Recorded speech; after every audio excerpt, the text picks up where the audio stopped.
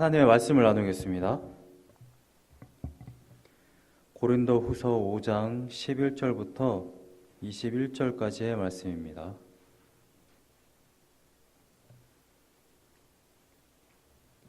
다 찾으신 줄 알고 제가 봉독하겠습니다.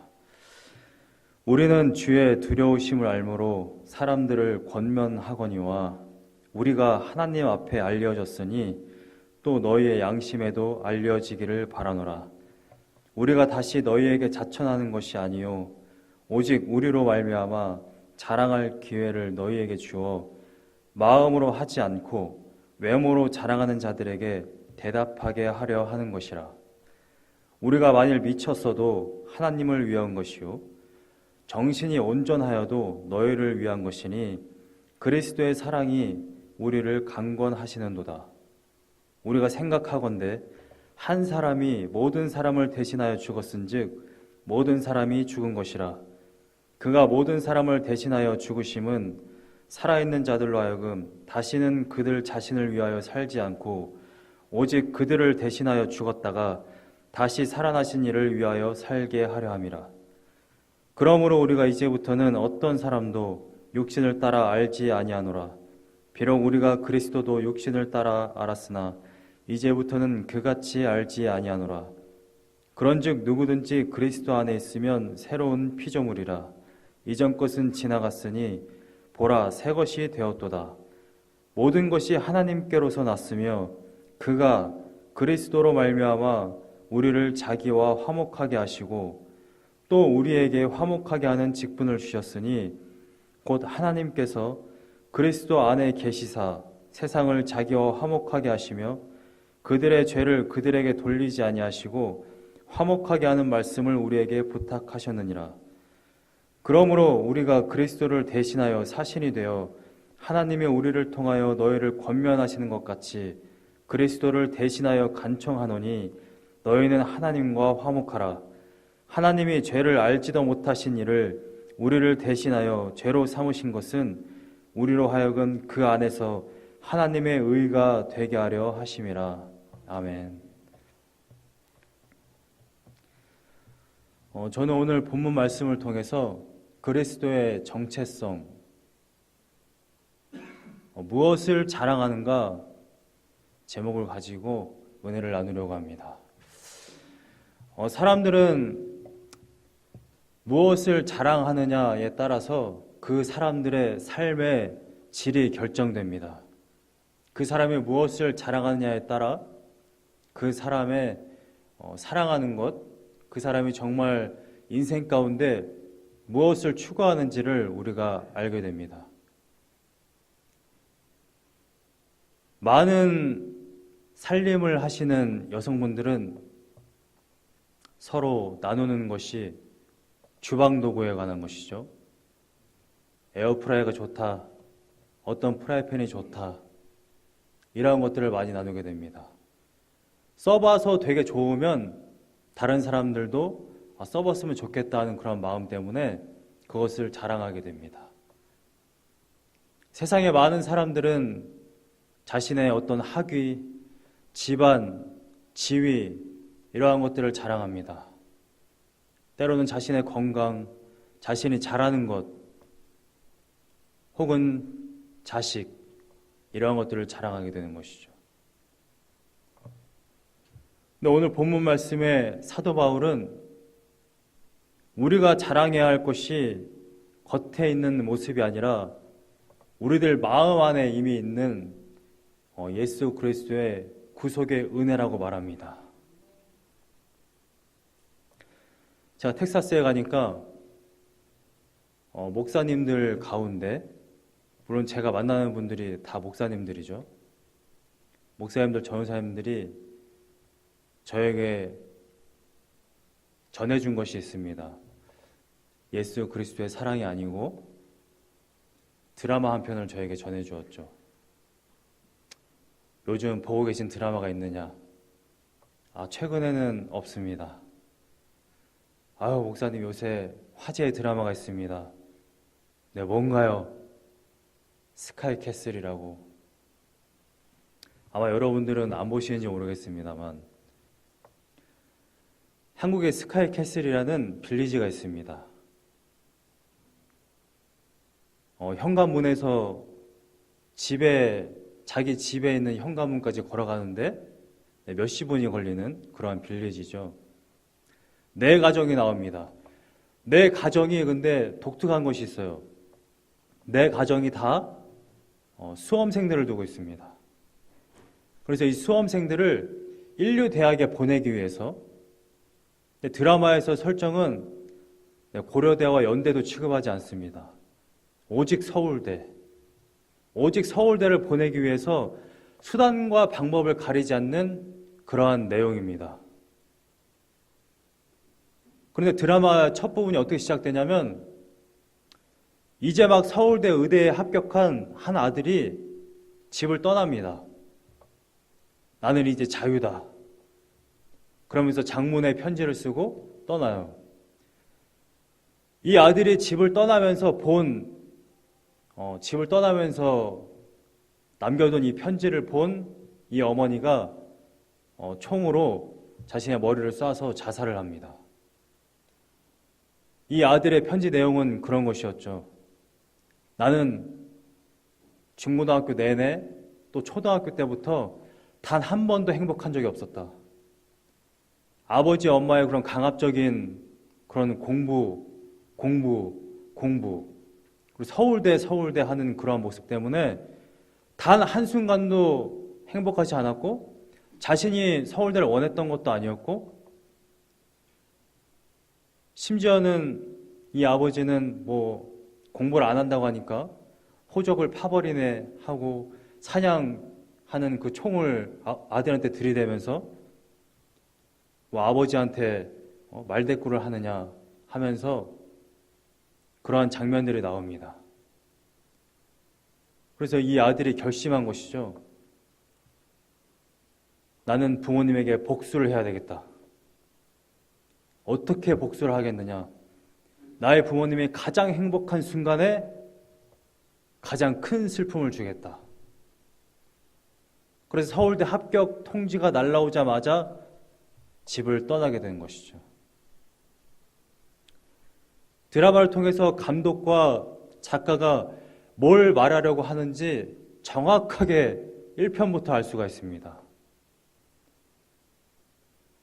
지금의 사회는 정말 극단적인 이기주의로 변해 있구나.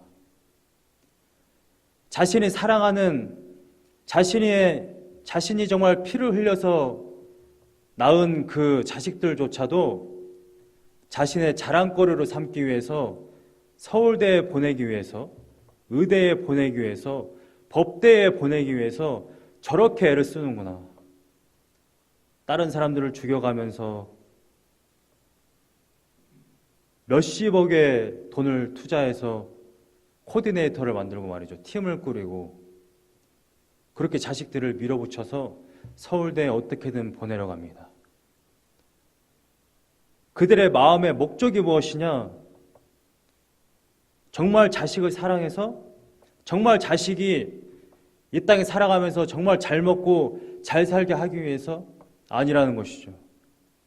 자기의 자식들조차도 자신의 영광을 위해서, 자신의 자랑을 위해서 도구화 만든 것입니다. 오늘날은 교회 안에서도 이런 모습을 굉장히 많이 봅니다.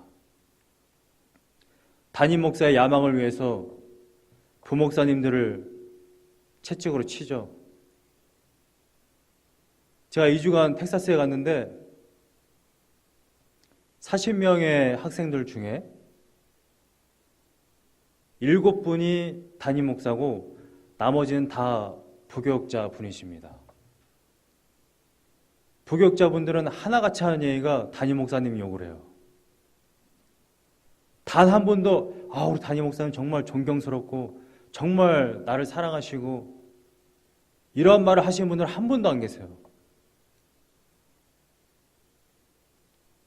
제가 이미 교제를 많이 했던 그곳에 살 때에 많이 교제를 했던 전사님들조차도 정말 교회 생활을 힘들어합니다. 대부분의 문제는 성도들 간의 문제가 아니에요. 담임 목사님이 감싸주지 않고 담임 목사님이 알아주지 않고 자신의 야망을 위해서 도구화할 때 굉장히 힘들어하더라는 것이죠. 오늘 본문 말씀을 보시게 되면 12절에 사도 바울은 이렇게 이야기합니다. 우리가 다시 너희에게 자천하는 것이 아니요 오직 우리로 말미암아 자랑할 기회를 너희에게 주어 마음으로 하지 않고 외모로 자랑하는 자들에게 대답하게 하려는 것이라. 사도 바울은 그리스도인들이 세상 가운데 또는 교회 가운데 아예 자랑을 하지 마라 이렇게 말하고 있는 것은 아닙니다. 그런데 우리가 무엇을 자랑해야 하느냐, 그것을 분명하게 말하고 있다는 것이죠. 본문의 배경이 되는 이 고린도 교회는 당시에 외모를 자랑하는 자들이 있었습니다. 근데 현대에 우리가 흔히 알듯이 그냥 단순한 외모를 자랑하는 그러한 것을 말하고 있는 것이 아닙니다. 좋은 옷을 입고 성형을 해서라도 내가 예쁜 모습을 하고 그러한 외모를 말하고 있는 것이 아니라 고린도 교회 내에 종교 행위로 의대주의로 똘똘 뭉쳐가지고 나는 되게 거룩해. 얼굴 가운데 황홀경, 어떤 무아지경에 있는 나는 되게 거룩한 사람이야 라는 것을 보여주고 있는 그러한 사람들을 말하고 있는 것입니다. 외모로 자랑하는 자, 이것의 원어의 표현은 얼굴입니다. 얼굴. 자신들의 얼굴에 나는 굉장히 거룩한 자야, 나는 굉장히 종교적인 자야, 너희들은 아니지만 나는 굉장히 하나님과 가까운 자야, 이렇게 자랑하는 자들에게 사도 바울은 이렇게 말하고 있는 것입니다. 고린도 교인들이여, 미혹되지 마라. 정말로 자랑해야 할 것은 겉에 보이는 경건의 모습이 아니라 정말로 너희들 안에 있는 예수 그리스도의 그 구속의 은혜다, 이것을 말하고 있는 것입니다. 12절에 이어서 13절 말씀은 원래 원어로 보면 왜냐하면이라는 이 단어로 이어지게 됩니다. 그래서 12절 말씀에서 마음으로 하지 않고 외모로 자랑하는 자들에게 대답하게 하려 하는 것이라. 13절 왜냐하면 우리가 만일 미쳤어도 하나님을 위한 것이고 정신이 온전하여도 너희를 위한 것이니. 또 14절에 이어서 또다시 이야기합니다. 왜냐하면 그리스도의 사랑이 우리를 강권하시는도다. 강권한다라는 뜻은 얽어매다라는 뜻입니다. 끌다라는 뜻입니다. 그리스도의 사랑이 우리를 끌고 간다라는 것입니다. 그리스도의 사랑이 우리를 얽어맨다라는 것입니다.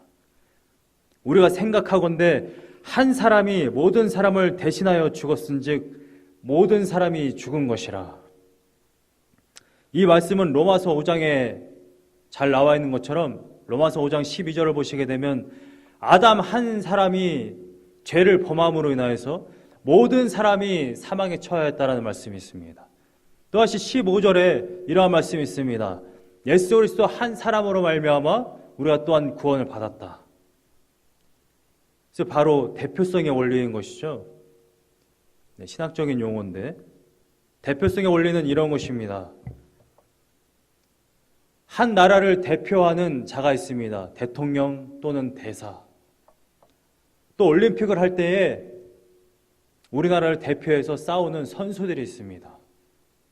이러한 것을 대표성의 원리라고 합니다. 아담 한 사람이 죄를 범함으로 인하여서 모든 인류가 타락하게 되었습니다. 이와 마찬가지로 한 사람 예수 그리스도가 우리들을 대신하여 죽으심으로 말미암아 우리들의 죄가 사하여졌습니다. 이것을 바로 은혜라고 합니다. 그래서 사도 바울은 이 이야기를 하고 있는 것입니다. 우리는 원래 한 사람, 아담 한 사람으로 말미암아 타락하여서 지옥으로 갈 수밖에 없는 존재인데 예수 그리스도의 사랑으로 말미암아 그 죄가 사하여졌다. 이것이 얼마나 큰 은혜냐? 우리가 바로 자랑해야 할 것이 바로 이것이다 라고 말하고 있는 것이죠.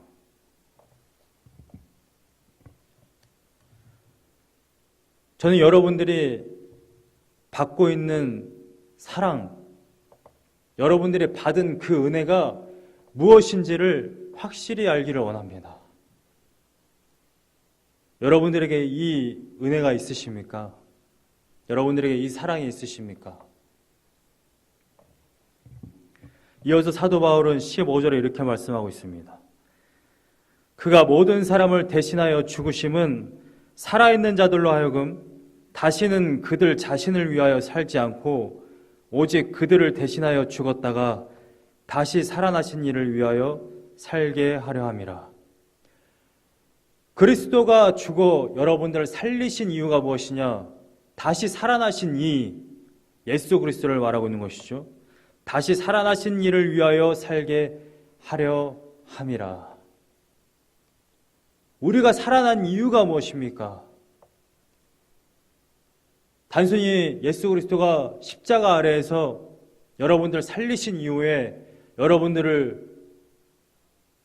여러분들에게 천국을 선물로 주시려고 여러분을 살리신 것이 아니라는 것입니다. 여러분들 살리신 이유는 분명합니다. 다시 살아나시니 부활하신 예수 그리스도를 위하여 살게 하기 위하여서 여러분들을 살리셨다라는 것입니다. 오늘날에 현대판 바리새인들이 있습니다. 정말로 구원을 받았는지 안 받았는지는 잘 모르겠지만 예수 그리스도의 십자가 사랑을 얘기하니까 나는 예수 그리스도의 십자가 사랑으로 말미암아서 구원 안 받았어. 나는 천국 백성이야. 나는 하나님 백성이야. 그러니까 나는 뭘 해도 괜찮아. 또다시 죄를 짓고 아무렇게 살아도 괜찮아 라고 말하는 이러한 현대판 바리새인들이 있다는 것입니다. 제가 이번 수업에 가서 충격적인 이야기를 사실 많이 들었는데 한 가지만 예를 들겠습니다. 사실은 이미 기사에 많이 나온 내용입니다. 국민일보에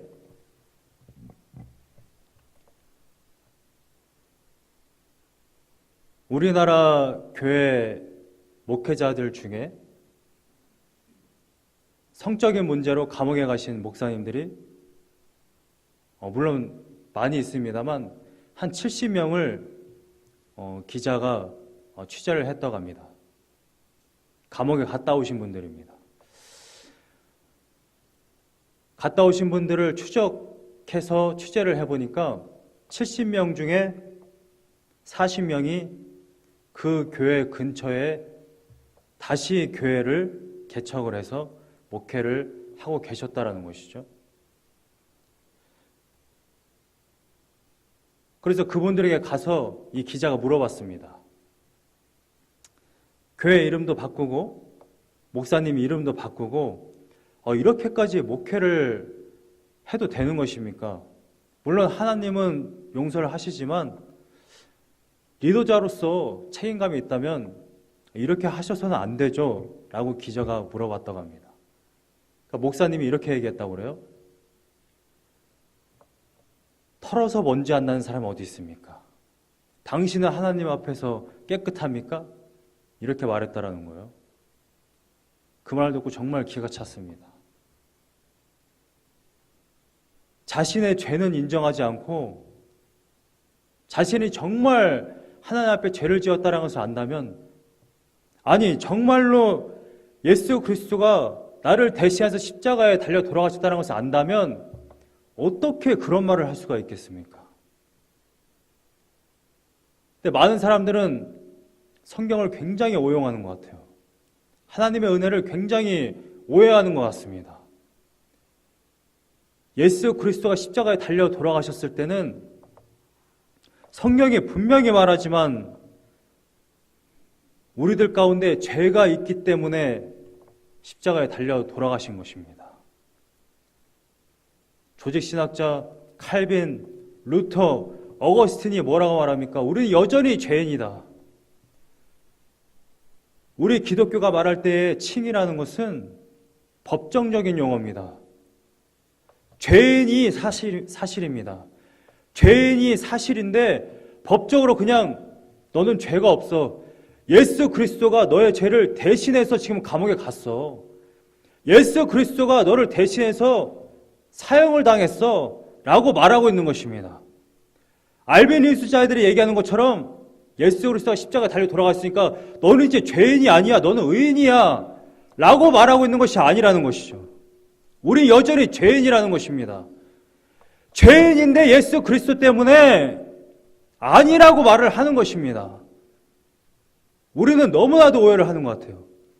여전히 우리는 죄인이기 때문에 죄의 습성이 너무나도 큽니다. 오늘도 죄를 짓고 내일도 죄를 짓고 내일 모레도 죄를 지을 수밖에 없는 존재가 바로 우리라는 것이죠. 예수 그리스도의 십자가 그 사랑을 너무나도 하찮게 여기기 때문에 그러한 말도 안 되는 얘기를 하는 것입니다. 당신은 하나님 앞에서 깨끗해? 그런 죄를 짓고서 어떻게 그런 말을 할 수가 있습니까? 거룩한 하나님의 이름을 가지고. 오늘 본문의 마지막 절을 보시면 21절에 하나님이 죄를 알지도 못하신 일을 우리를 대신하여 죄로 삼으셨다라는 표현이 있습니다. 지지난주에 제가 출애굽기를 하면서 말씀을 드렸습니다만 흠없는 어린 양으로 대신해서 죽여서 문설주에 피를 발랐죠. 예수 그리스도는 죄를 알지도 못하신 분이십니다. 그런데 대신하여 죄로 삼았다라는 것입니다. 오늘 본문에는 대신하여라는 표현이 계속해서 나옵니다. 대신하여라는 것은 원래는 원칙적으로는 우리가 여러분들이 이 죄의 삭을 짊어져야 하는 것이 마땅하다는 것입니다. 그런데 예수 그리스도가 대신하여서 그 죄를 담당했다라는 것입니다. 근데 이유는 분명합니다. 18절, 19절, 20절에 계속해서 나타나는 것이 무엇입니까? 하나님께서 여러분들과 화목하기 위해서. 주체가 하나님입니다. 여러분들이 나는 하나님과 화목하고 싶어. 그런다고 해서 화목할 수가 없는 것입니다. 주께서 하나님께서 친히 우리들과 화목하게 하셨습니다. 그리스도를 십자가에 달리시면서까지. 이것이 바로 하나님의 은혜고 하나님의 사랑인 것입니다. 하나님의 사랑을 알고 하나님의 은혜를 안다고 한다면 여러분들은 이보다 더한 사랑과 이보다 더한 은혜가 없기 때문에 마땅히 여러분들 생활 가운데, 여러분들의 삶 가운데 하나님의 은혜를 자랑할 수밖에 없는 것입니다. 우리가 하나님을 자랑하지 못하는 이유, 우리가 예수 그리스도를 자랑하지 못하는 이유는 분명합니다. 하나님의 은혜와 사랑이 내가 가지고 있는 차, 내가 가지고 있는 집, 내가 가지고 있는 건강, 내가 잘하고 있는 something, 그 무엇이든 그것보다 하나님의 사랑이 덜하다고 생각하기 때문인 것이죠.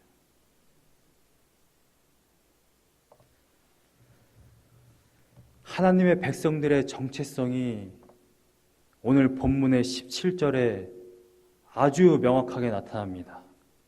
그런즉 누구든지 그리스도 안에 있으면 새로운 피조물이라 이전 것은 지나갔으니 보라 새 것이 되었도다.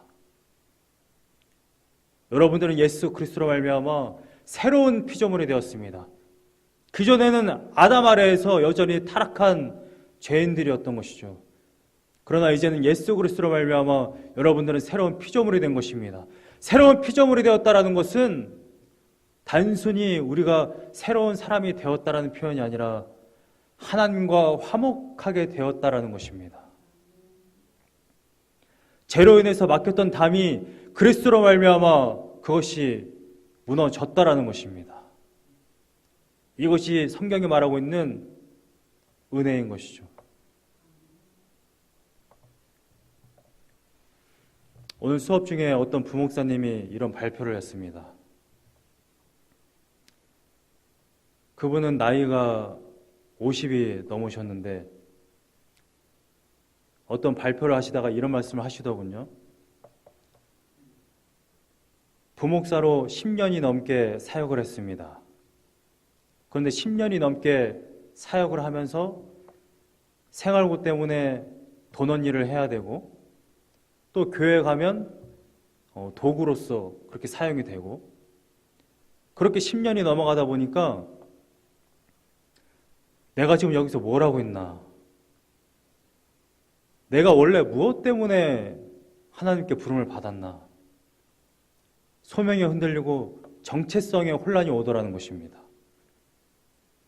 차라리 그냥 아예 일터로 갈까? 자식들도 이제 대학에 들어가야 되는데 2015년도에 이 미주내 목사님들 설문조사를 했다고 합니다. 1700명의 목사님들이 한 해에 목회지를 사임했다고 그래요. 성도님들은 더합니다. 한 달에 교회를 떠나는 성도의 수가 3,000명. 1년이면 36,000명입니다. 목회자들 리서치를 했대요. 사임하셨던 목회자분들에게 목회지를 떠나는 이유, 여러 가지 이유가 있습니다. 성도들 간에 불화도 있고요, 재정 문제도 있고요. 근데 다 10몇 프로예요. 12%, 11%. 근데 1위가 독보적으로 40%를 차지하는 것이 있습니다. 목회지를 사임하고 떠난 이유 1위 40%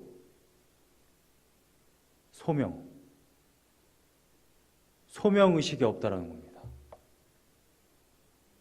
근데 그분들은 다 이미 몇십 년을 목회를 하신 분들이에요. 근데 그분들에게 하나님이 나를 불러서 나를 쓰시려고 목양하라고 영혼들을 구령하라고 나를 부르신 것이 맞는가 의심이 든다라는 것입니다.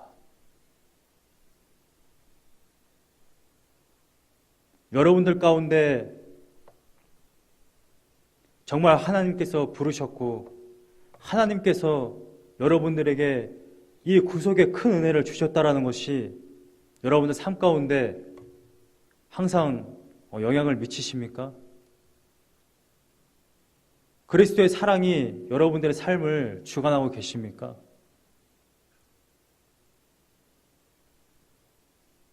누군가 어떤 사람이든 내 안에 정말 그 은혜와 사랑이 충만하지 않으면 여전히 내가 예수 그리스도를 알지 못하던 그때처럼 내가 사람들 간에 잘 보이기 위해서 스카이캐슬의 그런 사람들처럼 자식들을 그렇게 막 푸시할 수 있고 여전히 헛된 것을 쫓을 수밖에 없는 그러한 인생을 살 수밖에 없다는 것이죠. 제가 마지막으로 한 가지 이야기를 하고 말씀을 마치겠습니다. 텍사스에 갔는데 제가 다녔던 교회에 출석을 했습니다. 금요일 날 기도회에 참여하고 그 다음에 주일 날 또 교회에 참여를 했죠. 거의 1년간 같이 생활했던 성도님들이시기 때문에 굉장히 반가웠고 인사를 했습니다.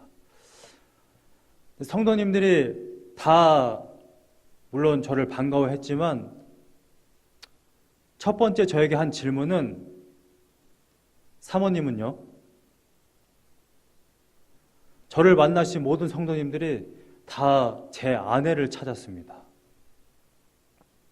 좀 서운했어요. 네, 저 하나만으로 기뻐하고 행복해할 줄 알았는데 그래서 사모님들이나 성도님들이 아내를 참 좋아해주고 사랑해주고 계속해서 찾는다라는 것을 그때 알게 됐습니다. 칭찬도 많이 해주시고 제가 아내한테 전화를 했어요. 성도님들이 당신만 찾는다. 좀 서운하네. 근데 당신은 뭐 어디에 있든지 간에 내가 볼 때 그렇게 뭐 열심히 한 것도 아니고 그렇게 뭐 살가워 보이지도 않는데 왜 그렇게 사람들이 당신을 좋아할까? 제가 이런 질문을 했어요. 사실인지 아닌지는 모르겠습니다만 제 아내가 이렇게 얘기를 하더군요. 제 아내가 한 이야기입니다. 내가 남편에게 평소에 사랑을 받고 존중을 받기 때문에 나는 어딜 가든 항상 당당하고 친밀하고 그렇게 살 수 있다, 이러한 표현을 했습니다. 정말 그런 것 같습니다. 우리 안에 누군가로부터, 부모로부터 또 형제로부터 계속해서 사랑을 받으면 어디를 가든지 또는 어떤 사람이 나에게 뭐라고 하든지 또는 어떠한 역경이 있든지 우리는 당당하게 설 수 있고 모든 사람들 앞에 항상 웃을 수 있고 우리들 마음에 여유가 있을 수 있습니다. 그런데 어려서부터 부모님들에게 맨날 이러한 못난 놈이라는 소리나 듣고 사람들 가운데 사랑을 받는 것이 아니라 선생님이나 뭐 주변 사람들에게 항상 무시만 당했던 그러한 삶이라고 한다면 아주 작은 말 하나에도 상처를 받고 세상 가운데 아마 쓰러질 수밖에 없을 것입니다. 오늘날의 많은 젊은이들이 옛날 우리 어른들보다는 약하다고 말해요. 너무나 쉽게 삶을 포기하고 너무나 쉽게 좌절합니다. 군대에서도 적응하지 못하고 회사에서도 적응을 하지 못해요. 그래서 저는 그 이유가 기성세대에게 있다고 봅니다. 매일같이 윽박 지르고 더 잘해라. 근데 미국인들은 그렇지 않다고 합니다. 가다가 넘어져도, 스케이트를 타다가 넘어져도 I'm proud of you. 나는 너를 자랑스럽게 생각해. 넘어졌는데도 너는 그렇게 울지도 않고 웃고 있구나. 그런데 한국 분들은 어떻습니까? 이런 멍청한 놈, 그거 하나도 못하니? 이런 모자란 놈, 1등을 놓쳐?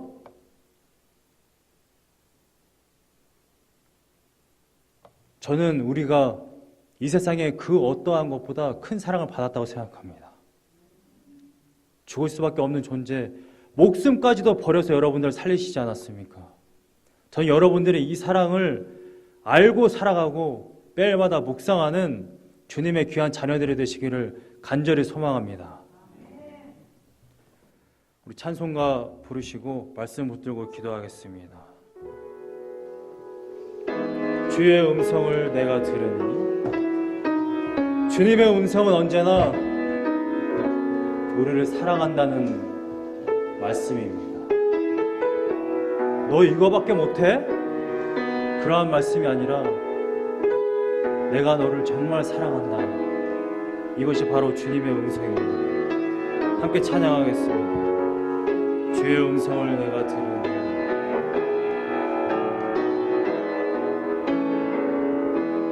주의 음성을 내가 들으니 사랑한다 말일세. 믿는 마음으로 주께 가오니 나를 영접하소. 다시 한번 찬양합니다. 주의 음성을, 주의 음성을 내가 들으니 사랑한다 말일세. 믿는 마음으로 주께 가오니 나를 영접하소서. 내가 매일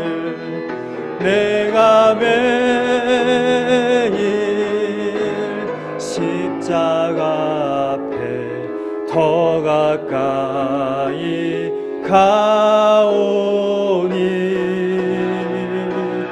구세주의 흘린 보배 피로써 나를 정케 하소서. 주여 넓으신 은혜 베푸사 나를 받아주시고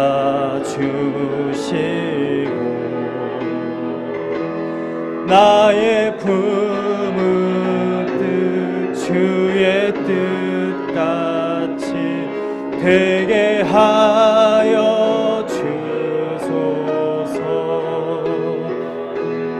내가 매일 십자가 앞에 더 가까이 가오니 구세주의 흘린 보배 피로써 나를 정케 하소서. 내가 매일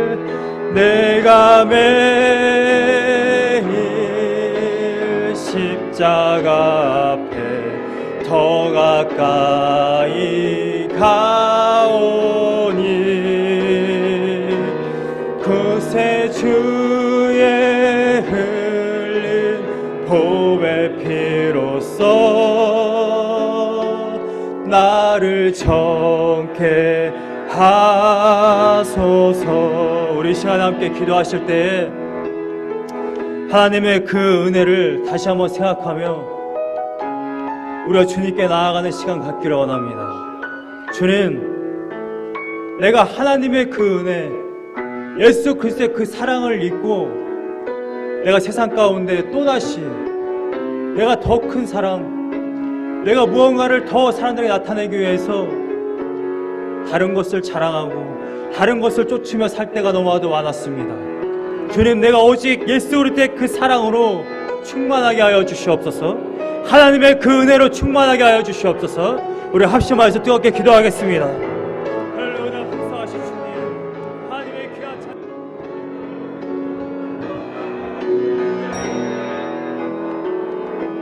사랑과 은혜 많으신 주님 감사합니다. 때때로 우리는 세상 가운데 아직까지도 예수 그리스도의 그 사랑으로 충만하지 못하고 예수 그리스도의 그 은혜로 충만하지 못하여서 내가 너무나도 하찮은 것으로 사람들 가운데 주장하고 자랑할 때가 너무나도 많았습니다. 아버지, 이후로는 내가 더욱더 예수 그리스도의 그 사랑과 구속의 그 은혜가 내 안에 충만하여서 정말로 예수 그리스도의 십자가를 자랑하고 그 생명의 말씀을 모든 사람들에게 전할 수 있는 귀한 자녀들 되게 하여 주시옵소서. 나의 힘으로 되지 않습니다. 그래서 내가 매일마다 매 순간마다 아버지 앞에 나아가오니 주님 십자가의 그 은혜를 부어 주시옵소서. 성령으로 충만하게 하여 주시옵소서. 하나님의 은혜로 충만하게 하여 주시옵소서. 한 주간도 주님 안에서 살아갈 때에 우리가 당당하게 정말 그 사랑으로 항상 평안하고 기쁨으로 살아갈 수 있는 한 주를 우리에게 부어주실 것을 믿사오며 예수님의 이름으로 기도하였습니다.